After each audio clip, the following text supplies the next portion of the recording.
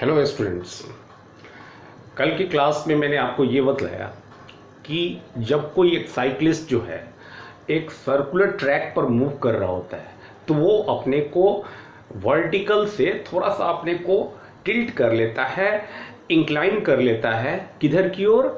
उस circular track की centre की तरफ, ताकि रोड और उसके बीच लगने वाला जो नॉर्मल रिएक्शन का फोर्स है वो वर्टिकल से थोड़ा सा इंक्लाइन हो जाए। ठीक है। और ऐसा होने से क्या होगा कि नॉर्मल रिएक्शन का एक कंपोनेंट जो है, कौन सा? एन साइन थीटा वाला कंपोनेंट, अगर एन को हम नॉर्मल रिएक्शन कहें तो वो towards the centre of the circular track act कर रहा था। और वही एजेंसी जो है, यही फोर्स जो है एन साइन थीटा वाला कंपोनेंट, ये रिक्वायर्ड सेंट्रीपिटल फोर्स प्रोवाइड करता है। और यदि बाइसिकल जो है या कोई भी टू व्हीलर, मान लो मोटरसाइकिल है, तो यदि उसका मास m है, r मीटर रेडियस के सर्कुलर ट्रैक पर यदि वो v स्पीड के साथ घूमना चाहता है तो mv² r की वैल्यू से उस n साइन थीटा की वैल्यू अधिक होनी चाहिए, तभी जाकर के वो उस सर्कुलर ट्रैक पर वो मूव कर पाएगा, सेफली मूव कर पाएगा। लेकिन कल ही मैंने एक क्वेश्चन भी रेज किया था कि चलो ये एक साइकिलिस्ट के लिए तो संभव है कि उसने अपने साइकिल को हैंडल पकड़ा और थोड़ा सा इंक्लाइन हो गया अपने को, ये पॉसिबल है। मोटरसाइकिलिस्ट के लिए भी पॉसिबल है, ठीक है, कि वो अपने को वर्टिकल से इंक्लाइन कर ले। लेकिन आज मैं वही क्वेश्चन रिपीट कर रहा हूँ, क्या ये एक 3 व्हीलर के लिए, 4 व्हीलर, एक मल्टी व्हीलर गाड़ी के लिए, बस के लिए, ट्रक के लिए ऐसा पॉसिबल है कि वो अपने को एक और रोड पर इंक्लाइन कर ले? ठीक है, एक साइड की टायर तो रोड पर है और दूसरे अपोजिट साइड वाले टायर्स जो हैं हवा में ऊपर रहे। हालांकि स्टंट कहीं देखा होगा आपने तो ये संभव है, लेकिन ऐसे गाड़ियां नहीं चलती। ये एक इम्प्रैक्टिकल बात है। कहीं स्टंट में आप देख लोगे, वो एक अलग चीज है, स्टंट करने के लिए अच्छा है, लेकिन ये एक इम्प्रैक्टिकल बात है कि आधी गाड़ी रोड से उठ के और आधी गाड़ी जो है रोड पर चले। ठीक है, तो इस पहेली को कैसे सुलझाएं? मेरा मतलब कि यदि कोई मल्टी व्हीलर गाड़ी है, 2 व्हीलर के अलावे 3 व्हीलर, 4 व्हीलर, मल्टी व्हीलर गाड़ी है और वो अपने को एक r मीटर रेडियस के सर्कुलर ट्रैक पर मूव कराना चाहती है, ठीक है, तो वैसी स्थिति में वो क्या करे? वो तो अपने को इंक्लाइन कर नहीं सकती वर्टिकल के साथ। रोड और टायर के बीच लगने वाला जो फोर्स ऑफ फ्रिक्शन है उसके भरोसे भी गाड़ी नहीं चल रही है। हालांकि वो हेल्प जरूर करता है, वो सपोर्ट जरूर करता है, लेकिन वो एक स्पीड की लिमिट को तय कर देता है। उस लिमिट से ज़्यादा स्पीड हम नहीं रख सकते सर्कुलर ट्रैक पर, रोड और टायर के बीच के फ्रिक्शन के भरोसे अगर गाड़ी चलाएं तो। इसके बारे में भी मैंने वीडियो बनाकर आपको भेजा है कि वो मैक्सिमम स्पीड लिमिट क्या होगी। तो यदि एक डिजायरेबल स्पीड के साथ ये मल्टी व्हीलर व्हीकल्स जो हैं अपने को सर्कुलर ट्रैक पर मूव कराना चाहते हैं, तो वैसी स्थिति में क्या करना चाहिए? क्योंकि वो अपने को तो इंक्लाइन कर नहीं सकते, ठीक है। तो ऐसी स्थिति में किया ये जाता है कि चलो कोई बात नहीं, वो खुद को इंक्लाइन नहीं कर सकता, कोई दिक्कत नहीं है, वो जो सर्कुलर ट्रैक है, वो जो सर्कुलर रोड है, उसी को थोड़ा सा हम टिल्ट कर दे, रोड को ही थोड़ा सा इंक्लाइन कर दे, ठीक है। और तब उस पर जब गाड़ियां चलेगी तो नॉर्मल रिएक्शन जो होगा रोड और टायर्स के बीच का, वो इंक्लाइन हो जाएगा परपेंडिकुलर के साथ। तो ये ट्रिक अपनाया जाता है और इंजीनियर्स एग्जैक्टली यही काम करते हैं, ठीक है। आपने रेसिंग ट्रैक्स वगैरह देखा होगा जहां बहुत तेज कारें चल रही हैं और रेस में पार्टिसिपेट कर रही हैं, ठीक है, तो आपने देखा होगा कि रेसिंग ट्रैक्स जो है थोड़ा सा वो बिल्कुल फ्लैट हॉरिजॉन्टल नहीं होता है, वो इंक्लाइंड रहता है। उसका आउटर एज जो होता है रोड का वो एलिवेटेड रहता है, इनर एज के मुकाबले आउटर एज थोड़ा सा एलिवेटेड होता है। ये आपने देखा होगा टेलीविजन वगैरह में, कहीं रेसिंग ट्रैक पर बाहर जा या यहाँ जहाँ कहीं भी ये रेस होता है वहाँ पर आपने अक्सर जहाँ कहीं भी 60 सर्कुलर टर्न वाली स्थिति देखी होगी, कहीं मेट्रो सिटी वगैरह में या और कहीं, तो वहाँ देखा होगा कि रोड जो है थोड़ा सा इंक्लाइन होता है, टिल्टेड रहता है, ठीक है। ऐसा क्यों होता है? तो ऐसा इसलिए होता है ताकि जब रोड ही इंक्लाइन होगी तो उस पर चलने वाली सभी गाड़ियाँ जो है वो इंक्लाइन होकर के चलेंगे। हालांकि ये इंक्लिनेशन बहुत ज़्यादा नहीं होता है, 1 आध 2 4 5 डिग्री मैक्सिमम, बहुत स्लाइट इंक्लिनेशन रहता है, लेकिन उतने ही से बात बन जाती है और रिक्वायर्ड सेंट्रीपिटल जो चाहिए व्हीकल को सर्कुलर ट्रैक पर मूव करने के लिए वो मिल जाती है, ठीक है। तो इस मेथड को, इस इंजीनियरिंग को क्या कहते हैं, जिसमें रोड को ही थोड़ा सा टिल्ट कर दिया जाता है, रोड को ही थोड़ा सा उसके आउटर एज को इनर एज के मुकाबले एलिवेट कर दिया जाता है। This process is called banking of roads. तो आज हम इसी के बारे में जानेंगे, बैंकिंग ऑफ रोड्स। तो बैंकिंग ऑफ रोड क्या होता है भाई, ऑफ रोड्स। तो the process of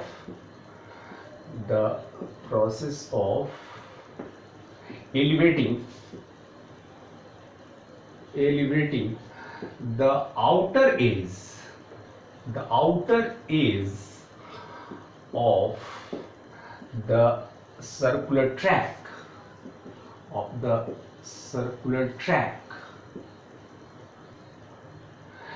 with respect to its inner edge, so that vehicles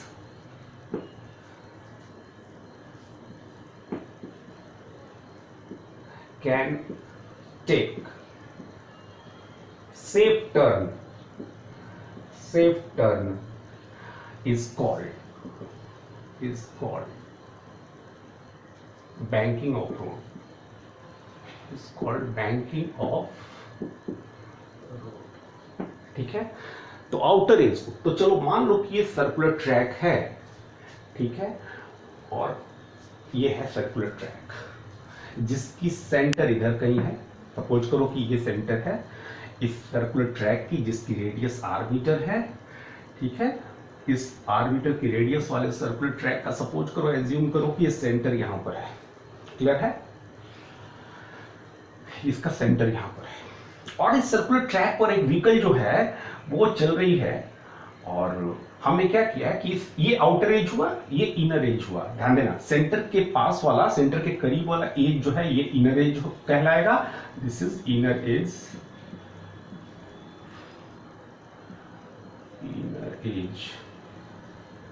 और ये वाला आउटर एज कहलाएगा।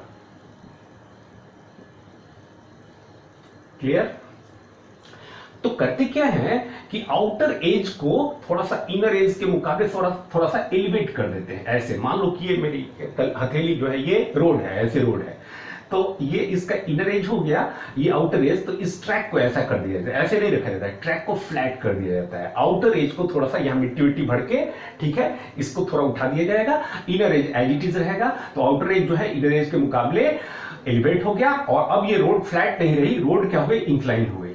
अब जब रोड इंक्लाइन हो गई तो इस पर चलने वाली जो भी गाड़ियां होंगी वो सभी गाड़ियां जो है इंक्लाइन होकर के चलेंगी। इंक्लाइन होकर चलेंगी तो रोड और इन गाड़ियों के बीच लगने वाला जो नॉर्मल रिएक्शन का फोर्स है वो भी इंक्लाइन हो जाएगा।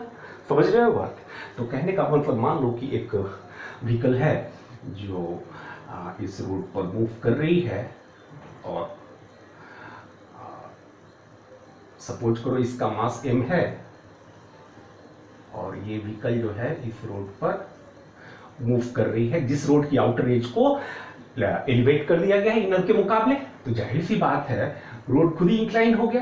तो अब रोड और टायर के बीच लगने वाला ये जो नॉर्मल रिएक्शन के फोर्सेस हैं, और इन सभी नॉर्मल रिएक्शन का ये जो रिजल्टेंट होगा, रिजल्टेंट नॉर्मल रिएक्शन, ये खुद ही इंक्लाइन हो गया। तुम देखो वर्टिकल के साथ ये क्या होगा, वर्टिकल के साथ ये कुछ एंगल बना रहा है, वर्टिकल के साथ ये मान लो कि यहाँ पर थीटा एंगल बन रही है। क्लियर है? तो ये नॉर्मल रिएक्शन R से हमने डिनोट किया है, ये वर्टिकल के साथ क्या हो गया, थोड़ा सा इंक्लाइन हो गया। तो वैसी स्थिति में क्या होगा कि इस नॉर्मल रिएक्शन का एक वर्टिकल कंपोनेंट होगा, वो होगा R cos थीटा वाला कंपोनेंट। क्लियर है? और साथ ही इसका जो हॉरिजॉन्टल कंपोनेंट होगा ये टुवर्ड्स द, ये किधर की ओर एक्ट करेगा, this will act towards the centre, ये सेंटर की तरफ एक्ट करेगा। थोड़ा सा और ठीक से, इसका जो इस नॉर्मल रिएक्शन का एक ये कंपोनेंट होगा, ये किधर की ओर एक्ट करेगा, ये टुवर्ड्स द सेंटर एक्ट कर रहा है, सेंटर की तरफ एक्ट कर रहा है। और सेंटर की तरफ एक्ट करने वाला इसका जो कंपोनेंट होगा ये हो जाएगा आपका r sin theta, r sin theta. r cos theta vertical के साथ ही इंक्लाइन है थीटा डिग्री एंगल पर, ठीक है, तो आर कॉस थीटा कंपोनेंट हो गया vertical component, are sine theta component हो गया ये acting towards the centre of the circular track. Clear है? साथ ही जैसा मैंने कल भी बताया था कि जब ये गाड़ियां चल रही होती रोड पर तो टायर्स जो है थोड़ा सा ऐसे पुश कर रहे होते हैं रोड को, ऐसे इंक्लाइन, नतीजा की फोर्स ऑफ फ्रिक्शन इधर की ओर एक्ट कर रहा होता है। ये जो रोड और टायर के बीच लगने वाला जो फोर्स ऑफ फ्रिक्शन है, फोर्स ऑफ फ्रिक्शन, ये भी थोड़ा इंक्लाइन होकर के एक्ट करेगा इधर की ओर। कितने डिग्री पर? ये भी थीटा डिग्री एंगल बना रहा होगा हॉरिजॉन्टल के साथ, ये हॉरिजॉन्टल के साथ थीटा डिग्री एंगल बना करके ये भी इंक्लाइन हो जाएगा। रोड अगर फ्लैट होता तो बिल्कुल टुवर्ड्स द सेंटर एक्ट करता।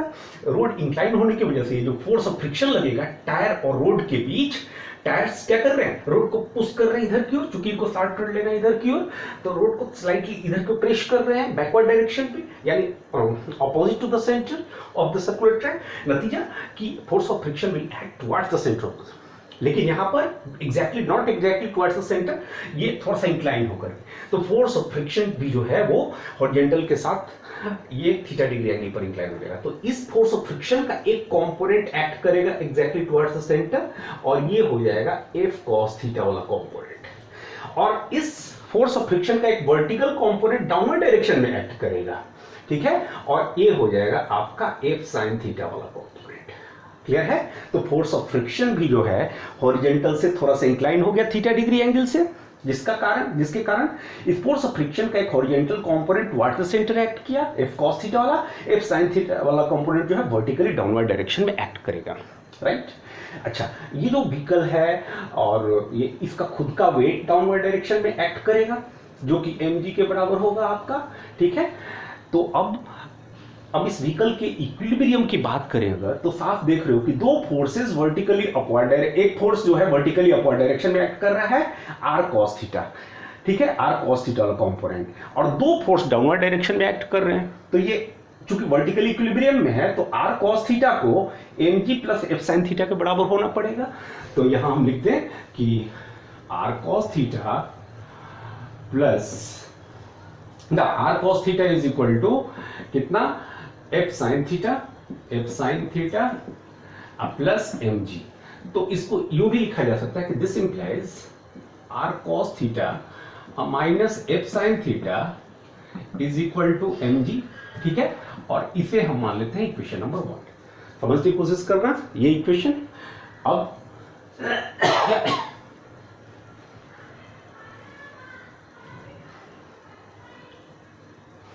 अब हॉरिजॉन्टल डायरेक्शन के फोर्सेस की बात करेंगे तो टुवर्ड्स द सेंटर जो कंपोनेंट फोर्स का एक्ट कर रहा है वो क्या है भाई?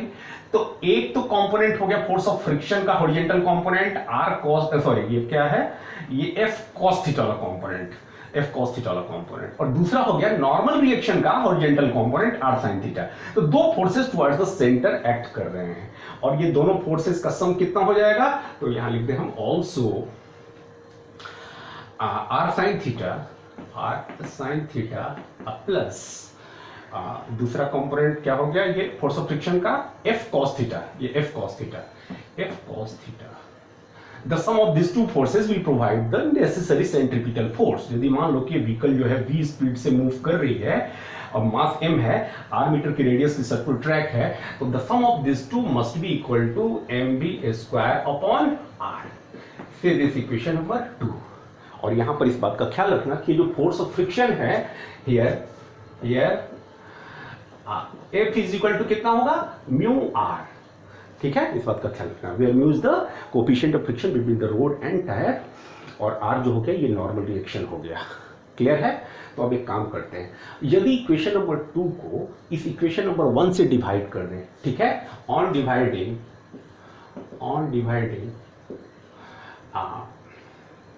सेकेंड इक्वेशन 2 बाई 1 क्या मिलेगा, वी गेट, तो क्या मिलेगा, तो सेकेंड को फर्स्ट से डिवाइड करना है, तो R sine theta plus F cos theta, R sine theta plus F cos theta upon left hand side में इसके क्या, R cos theta minus F sine theta, R cos theta minus F sine theta, this is equal to, इसके right hand side को इसके right hand side से divide करोगे तो mass से मास कैंसिल हो गया, this is equal to v square upon R जी, से दिस इक्वेशन नंबर 3। ठीक है। अब ये बताओ कि ये जो हमारा इक्वेशन नंबर 3 आया है, इक्वेशन नंबर 3 को यदि इसके लेफ्ट हैंड साइड के न्यूमरेटर डिनोमिनेटर दोनों को यदि r cos थीटा से डिवाइड कर दें, ध्यान देना इस इक्वेशन के लेफ्ट हैंड साइड को इसके न्यूमरेटर और डिनोमिनेटर दोनों को r cos थीटा से डिवाइड करें, तो ऐसा करने में कोई दिक्कत नहीं। तो देखते हैं क्या होता है इससे। तो r sin थीटा को r cos थीटा से डिवाइड करेंगे तो r कट गया, ये हो गया tan थीटा। इसको f cos theta upon r cos theta, r cos theta करोगे तो cos थीटा कट गया, ये f अपॉन r हो गया।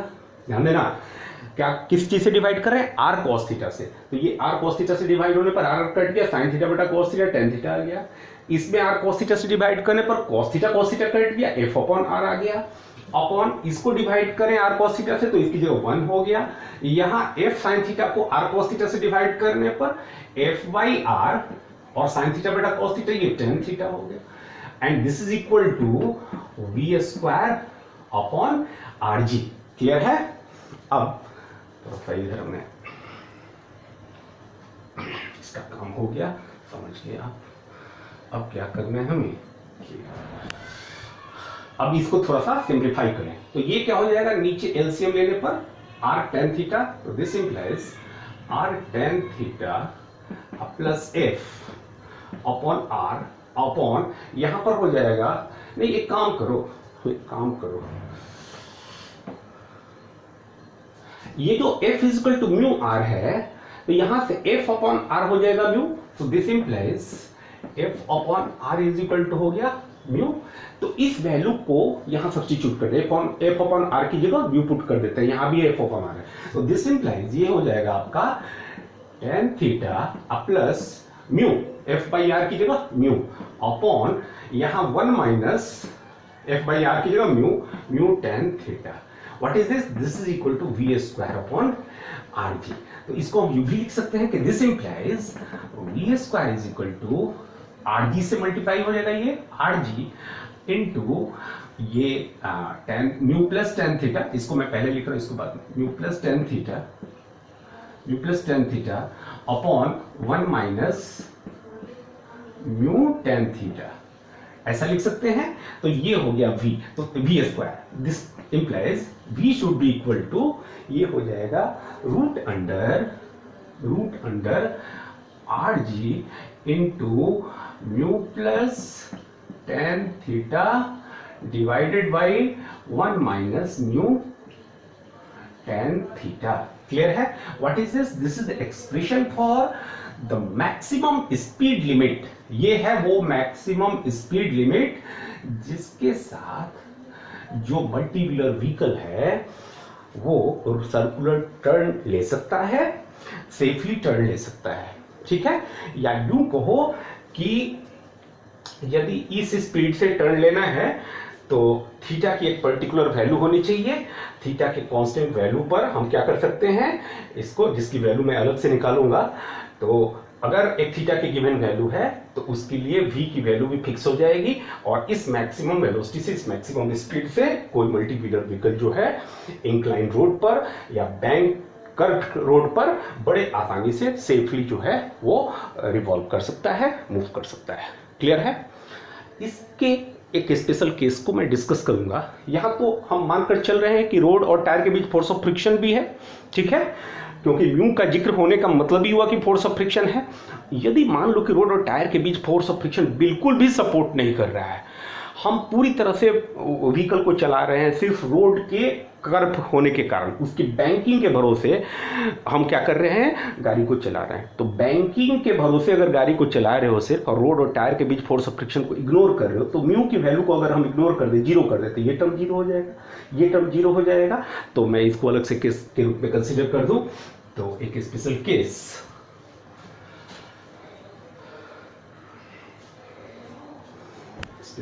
के रूप में when there is no friction, when there is no friction between the road and vehicle tire, road and tire of the vehicle.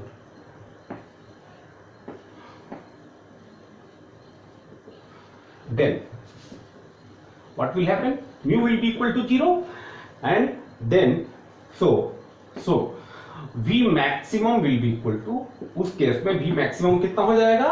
Root under R G, और ये क्या हो गया? रूट अंडर आर जी, और म्यू तो 0 हो गया, ये tan थीटा हो गया, ये tan थीटा हो जाएगा आपका। क्लियर है? तो ऐसी स्थिति में जो मैक्सिमम वेलोसिटी होगी, मैक्सिमम स्पीड होगी, जिससे कि व्हीकल आराम से सेफ टर्न ले सकता है, वो होगी root R g tan theta. Clear है? तो ये तब की बात है जब हम रोड और टायर के बीच फ्रिक्शन को इग्नोर कर दें। और यहां से देखो क्या होगा, ये जो रिलेशन आया अभी, ये हमें हेल्प करेगा ये जानने में कि आखिर थीटा की वैल्यू कितनी होगी, रोड को कितने एंगल पर एलिवेट करें। तो यदि इसको हम स्क्वायर कर दें दोनों साइड को, तो also v square upon R g will be equal to tan theta. ठीक है, तो इसको स्क्वायर करोगे R g tan theta, this is equal to v square, मेरा मतलब वी मैक्स स्क्वायर। तो एक सर्टेन स्पीड से यदि गाड़ी को हमें चलाना है तो एक सर्टेन एंगल ऑफ थीटा रखनी पड़ेगी। ठीक है, और यदि हम स्पीड v को बढ़ाना चाहते हैं तो हमें थीटा को भी बढ़ाना पड़ेगा। क्लियर है? तो ये बताओ कि ऐसी स्थिति में जबकि tan थीटा की value v square upon R g है, तो theta will be equal to tan inverse v square upon R g. तो यहां से हमने ये पता कर लिया कि एक सर्टेन स्पीड से यदि व्हीकल को मूव कराना है तो ऐसी स्थिति में रोड को हमें कितना इंक्लाइन करना होगा, रोड की आउटर एज को इनर एज के मुकाबले कितना एलिवेट करना होगा, ये काम हमने कर लिया। ठीक है, तो this is the angle of elevation of the road with respect to horizontal, and this is the angle of elevation of the outer edge of the road in comparison to the inner edge. ठीक है, ये सारा काम हमने कर लिया। तो इस पर बेस्ड कल हम लोग न्यूमेरिकल्स करेंगे। इस तरह से ये चैप्टर आपका खत्म हो गया। 1-2 दिन मिसलेनियस टाइप्स ऑफ क्वेश्चंस की प्रैक्टिस करेंगे, स्पेशली कल बेंडिंग ऑफ साइक्लिस्ट पर, बैंकिंग ऑफ रोड पर कल न्यूमेरिकल्स किया जाएगा। आज के लिए इतना ही, थैंक यू।